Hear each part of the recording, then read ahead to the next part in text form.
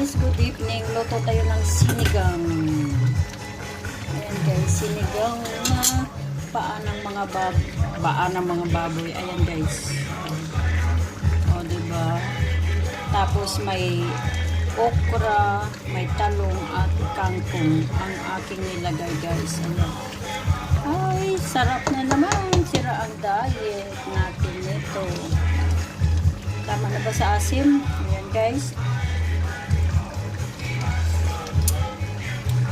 Pwede na sa asim.